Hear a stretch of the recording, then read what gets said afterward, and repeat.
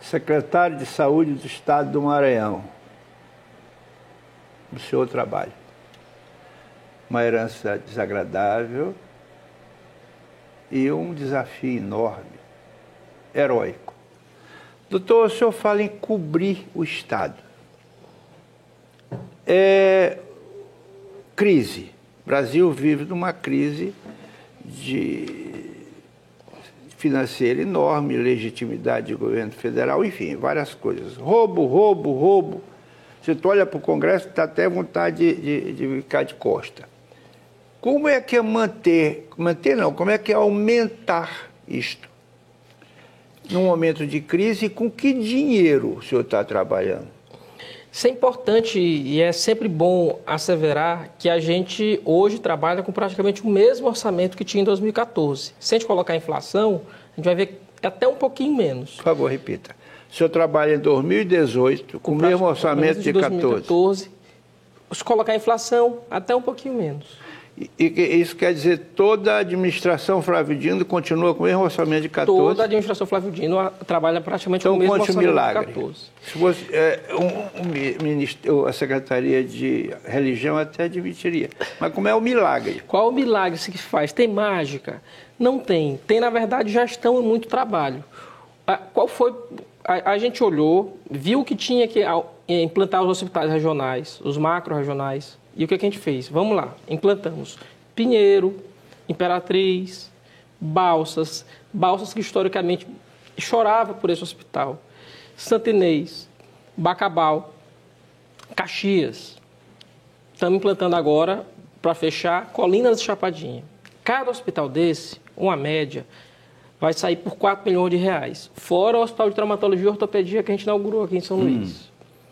Então é muito. Quando a gente faz somatório, vai dar em torno aí de 28 a 30 milhões de reais por mês só com esses novos hospitais.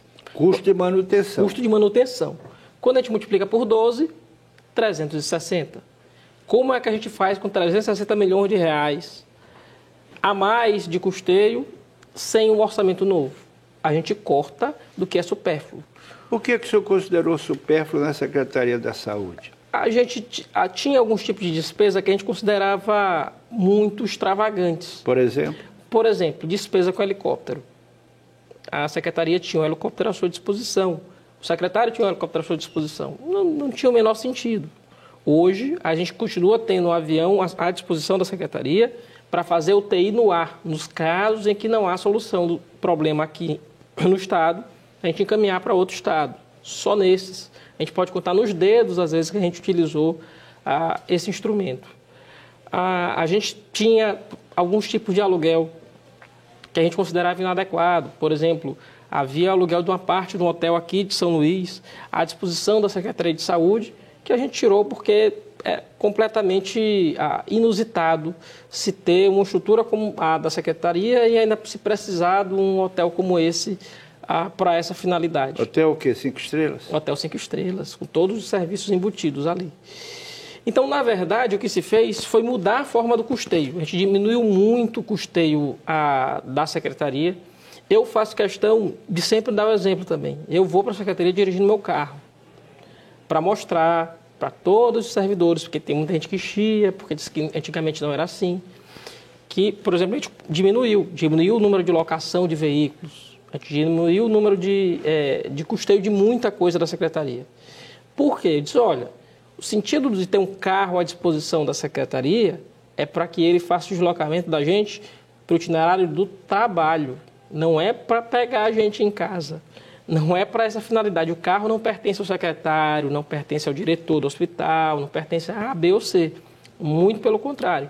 O carro é à disposição do Estado, é para a estrutura do Estado. Então, qual o exemplo que eu dou todo dia? Eu sou o primeiro que chego na Secretaria. Dirigindo o seu próprio carro? Dirigindo meu próprio carro, logo cedo. Os empresários japoneses chegam nas empresas de ônibus, do transporte público. Então, assim, para que isso se torne a normalidade, é curioso, porque a gente tem, por exemplo, motoristas de 40, 50 anos, e eu já fui conversar, por exemplo, com os motoristas. Isso era um dos gastos que a gente tinha, que a gente diminuiu também.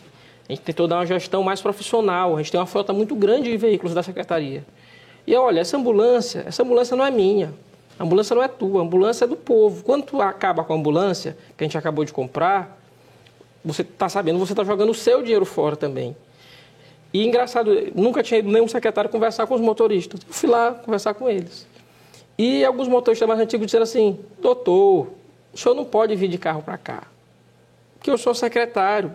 Porque o senhor não chega, peça, o senhor não tem o motorista, peça para o motorista ele buscar em casa. Eu disse: não, eu sou um servidor igual você, igual qualquer outra pessoa. Eu só estou na função aqui de fazer a gestão da secretaria. Então eu faço questão de ir de carro. O senhor é registrado em algum partido político? Não tem filiação partidária.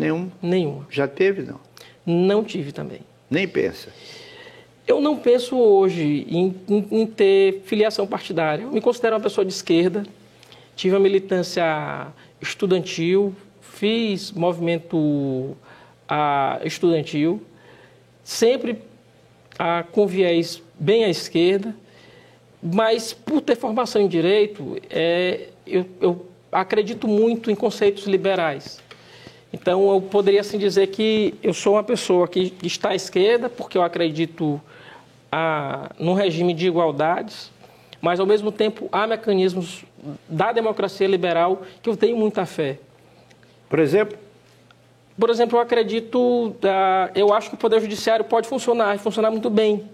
Você acha que atualmente o Poder Judiciário está funcionando bem ou está politizado? Esse é o problema, ele não funciona no Brasil.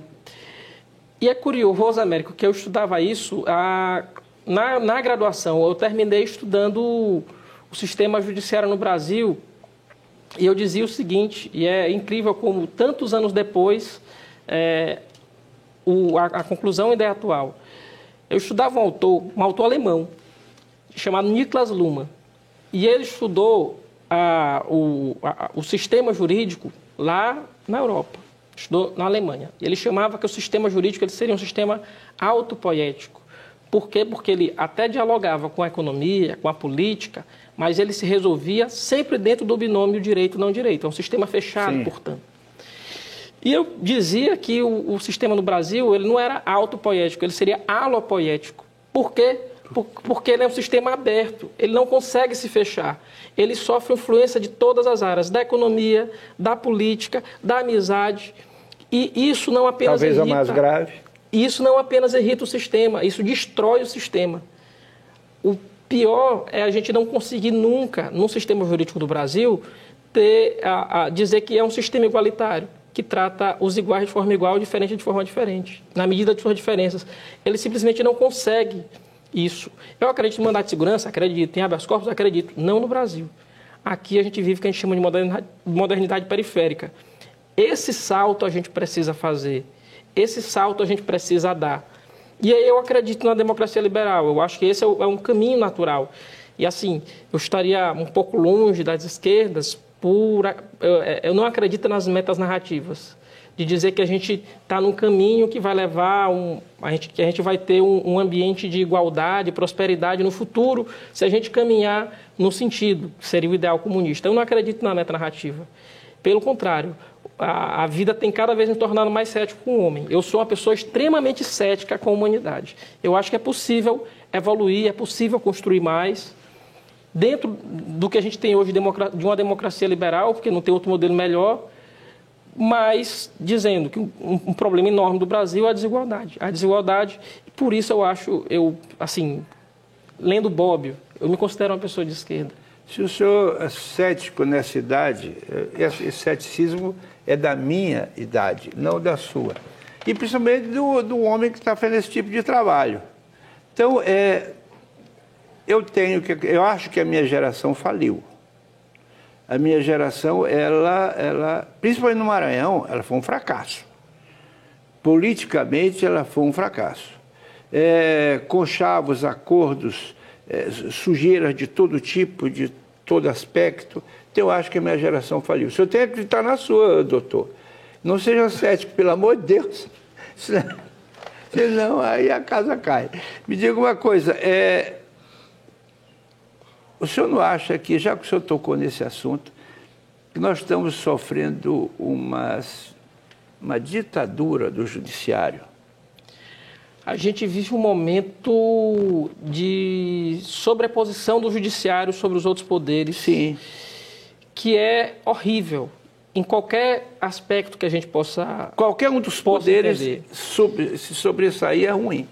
Mais do que isso, em muitos casos, e eu sinto isso na saúde até mais do que as outras secretarias, há, por exemplo, imposição do judiciário querendo assumir as rédeas da política sem assumir as consequências de fazê-lo. Eu, por exemplo, tenho inúmeras determinações judiciais de internação de pessoas, né?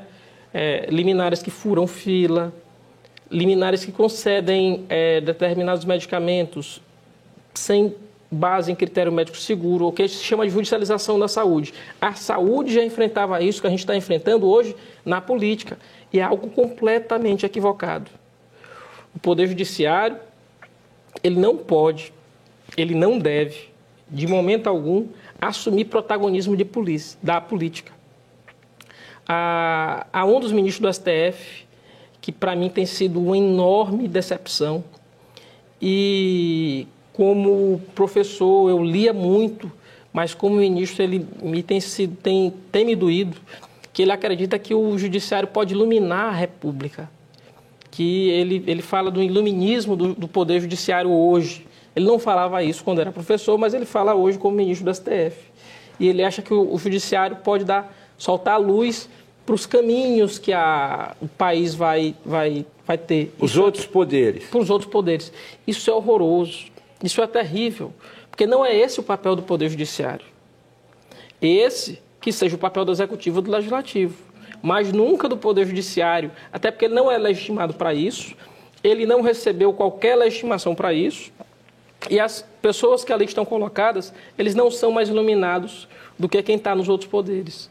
Na verdade, a gente tem um terrível momento da democracia brasileira, onde há sobreposição do Poder Judiciário e do Ministério Público à frente do espaço deixado de forma atroz diante da fragilidade da política que se esvaiu no país. O senhor acha que essa nomeação dos ministros feita pelo Executivo, isso não cria um certo tipo de compromisso direto ou indireto? Pelo menos de gratidão? A prática tem demonstrado o inverso. Se olhar os últimos ministros que foram nomeados, eles têm quase total independência dentro do Supremo Tribunal Federal. A gente tem quase uma quebra de gerações. Ministros que têm nomeação até determinado tempo, até determinado momento, antes dos governos do PT, eles votam de um jeito, e os que foram nomeados depois, eles votam de modo que a gente tem muitos placares hoje do Supremo Tribunal Federal, que são 6-5, que dá 6-5. Ora um, ora outro, mudando um pouco de voto. Mas é um conflito geracional enorme. É assim também em outros países. O modelo não é ruim, o modelo não é equivocado. O modelo de favor é ruim, é terrível. Mas o mínimo que o ministro tem de ter é independência funcional em relação a quem o nomeou, porque ele não passa a depender mais do nomeante. Ele é nomeado e ele, enquanto magistrado, ele deve apenas a ele essa concepção. Então, rezemos para que isso funcione. Nosso segundo bloco esgotou, a gente volta já, é só um instante.